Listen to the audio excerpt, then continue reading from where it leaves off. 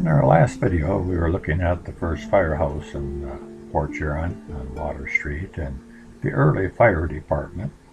And we left off showing the latest technology at that time, being the hand pump, where the gentleman on both sides of the cart would pump the water to the hose and then onto the fire. The next innovation and technology for that era was the steam pump.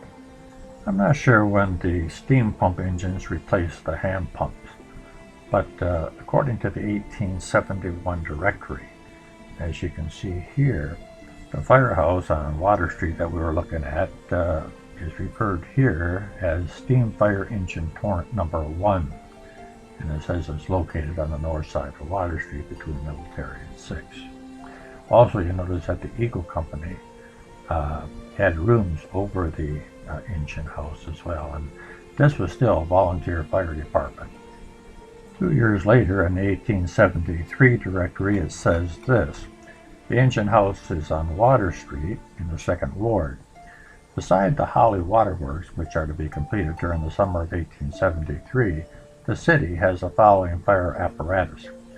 Now, it's pretty clear here that the fire department considered the waterworks as one of their assets, where most people thought of it as, supplying drinking water to homes.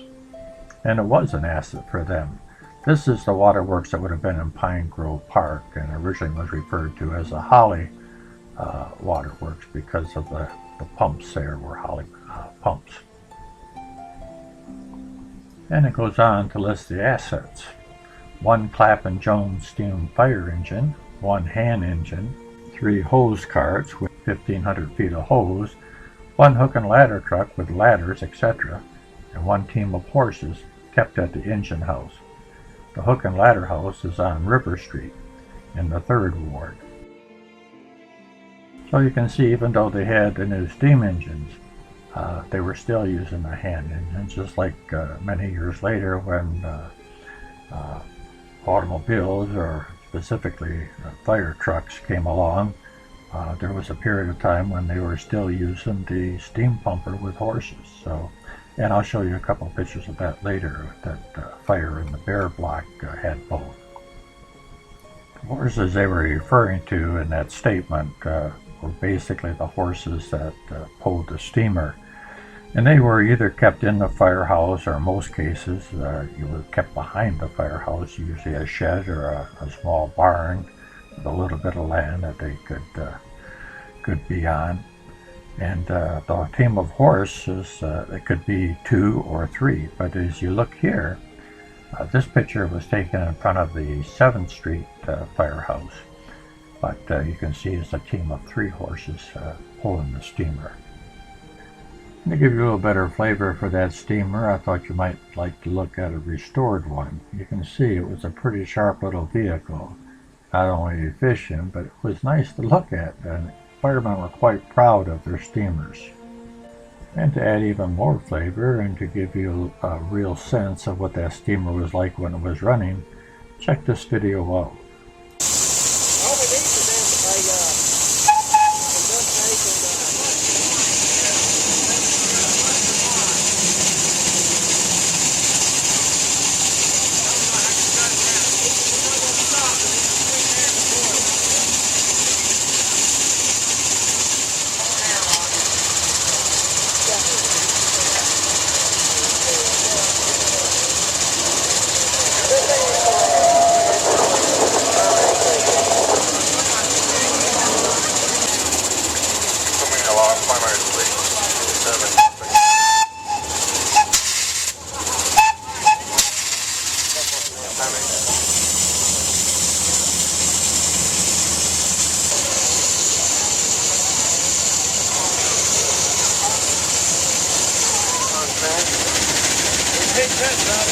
Yeah.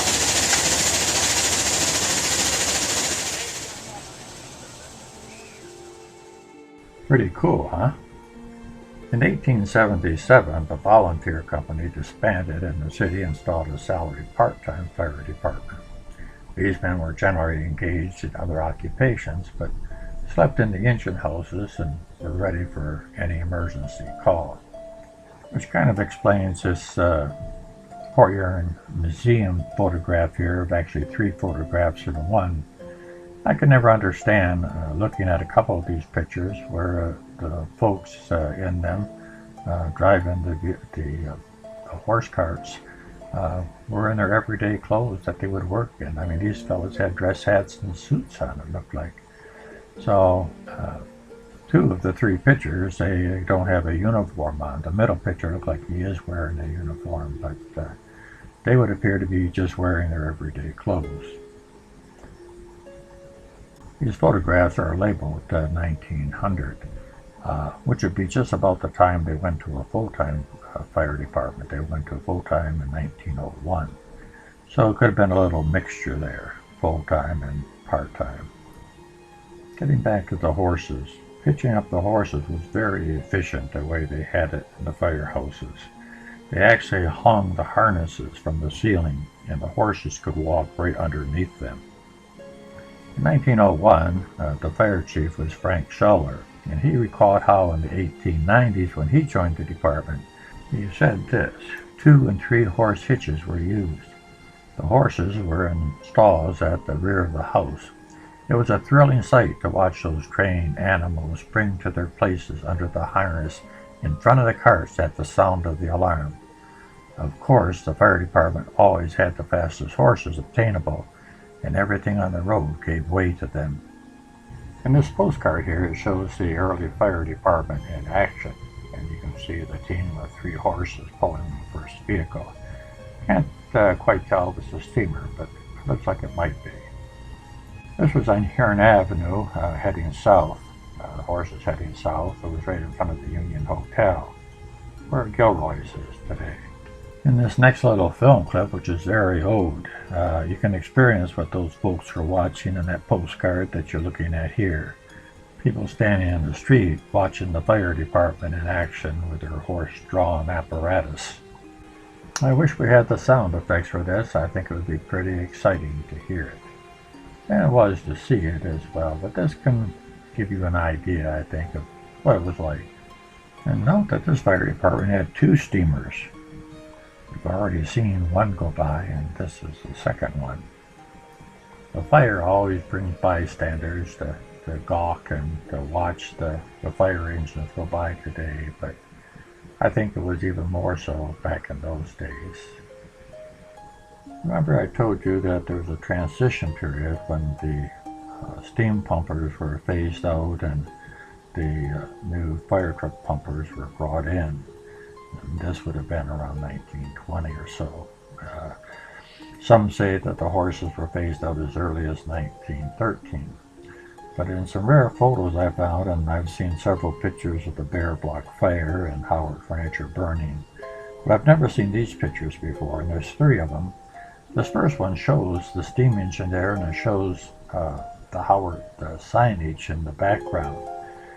And in the same fire, we also see a hook and ladder, one of the first hook and ladders, mechanized hook and ladders that the fire department purchased.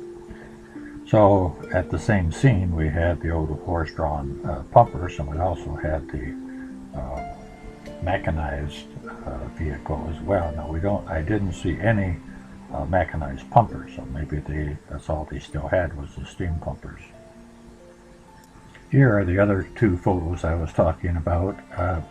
Everything I've seen about the Bear Block fire and the Howard furniture fire, of course, was in the Bear Block. It was always after the fact. The fire was out. But these 2 photos here show the fire is going pretty good when these photos were taken. This is the hook and ladder vehicle that we saw at the fire photo. And this is what it replaced. This was station number 2. This was the Broad Street station, which was right behind the courthouse, right next to the sheriff's department. I said all that to set up this picture here. This is actually a collage of several pictures. The first one being the fire chief at the time, and the one on the left was the 7th Street fire station. The 2 we want to look at are on the right. And let's go to the bottom one first. This is station number 2. This is basically the station that we just looked at in the previous photo, but it looks different. I didn't realize where this picture was taken until today.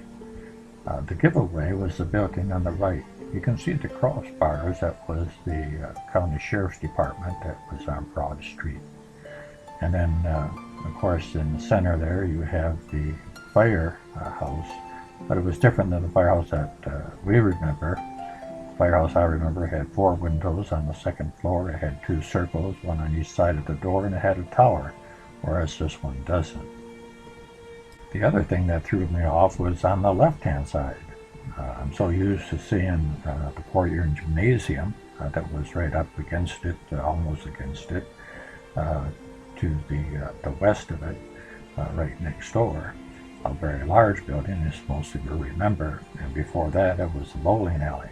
But this here looks like a railroad station or a barn, and come to find out, looking at the Sanborn maps, this was a barn of sorts. Looking at this map, you can see that building at the very bottom on the right. It's called the Haymarket, so in a sense it was probably a barn. And of course today, Broad Street is now McMorrin, and Park is now Andrew Murphy. Alright, let's look at the picture just above it, where it says Fort Gratiot. Now when you speak of the Fort Gratiot fire station, you think of this one here that was on State Street there. But this is the one before that. This was on Cherry Street. And once again, the Sanborn maps helped me out, and I was able to locate this station, or the original station anyway. As we zoom in on this map, you can see Church Street at the top there. Cherry Street is the one that's going vertical. And right next to the corner, there's a house in the corner, and then there's the fire department. And as you look at this picture again, you can see the fire department and that house on the corner. Today, that area looks like this. This is a corner of Church and Cherry. Church is at the very top there, and Cherry is going off at an angle to it. That gray 2-story home there, that would be right about where the fire station set. And then the other house right next to it, it looks like it even might be the same house. The windows, of course, are new, but same shape. So that's 2 mysteries solved. These are the only 2 pictures I've ever seen. One of the Haymarket, which I've seen other photographs of, and of course one of station number 3 in Fort Gratiot, which I've never seen either, so I thought that was interesting. Fire horses came in 3 classifications. The lightweight 1,100-pound horses that were used in the hose wagons, the middleweight 1,400-pound horses that were used on the steamers, and the large 1,700-pounders that were used to pull the hook and ladders, as well as other heavy equipment. Fire horses required a lot of stamina, strength, natural ability. One expert said that it was usually a 1 in 100 selection. Very fussy. The fire departments were very fussy about what horses they had actually in their firehouses. Horse training took between 1 and 2 years. The city of Detroit actually had a horse college where horses were trained. It also went on to say these were smart horses, and it is said they could smell their way to a fire. I'm not too sure about that last statement, but perhaps. Training the horses was intense, and the cost wasn't cheap. A single fire horse could cost as much as the annual salaries for 10 firemen. That seems fair to me, since a single fire horse could pull more weight than 10 firemen. And they were very much appreciated by the firemen. They almost treated them like pets, like you would your dog or cat, and it wouldn't be unusual to see firemen petting the horses. And they were always an attraction for the neighborhood children. And they named the horses as well. In this photograph here, you can see one of the fire wagons pulled by 2 horses, and their names was Pickles and Patty. This was taken at the intersection of Glenwood and Huron Avenue and Pine Grove, and in the background there you can see the Golden House. It must have been an exciting time to be on the streets of Port Huron back in those days, to hear the shrill whistle of the fire steam engine, knowing that They're going to a fire, and chances are, if we're lucky, they'll be going right by us. And pretty soon you hear the hoofs of the horses as they thundered by you. I don't think any fire engine going by today could give you that experience. Yes, the demise of the fire horses was due to one of the many new technologies of the 20th century. Another page of Port Huron history turned. I found this video that I think sums this up very well.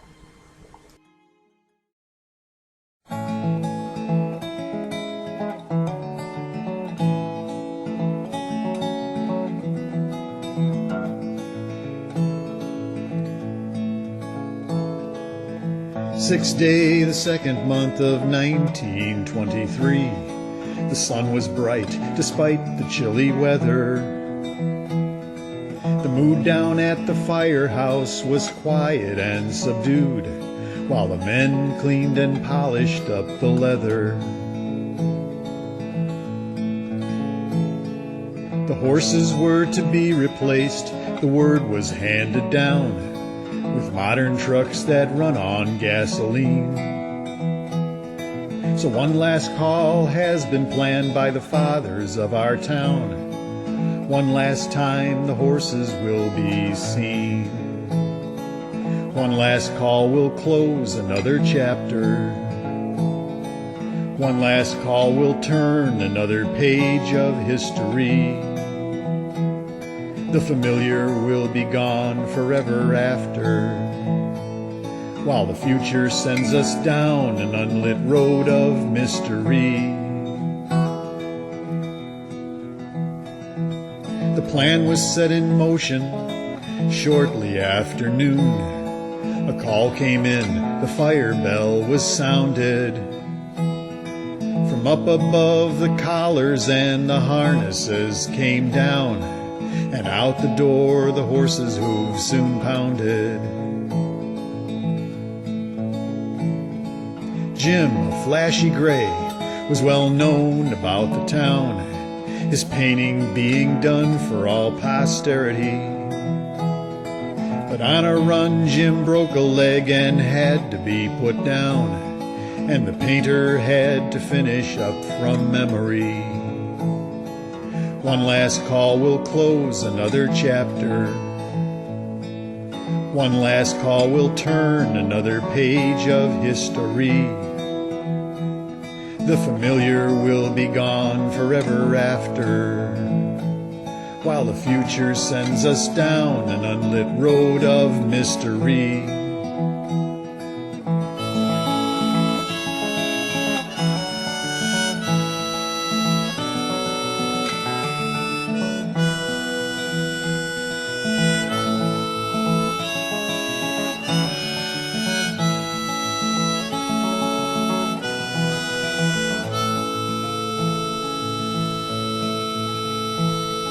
We reached the destination, but no fire could be found.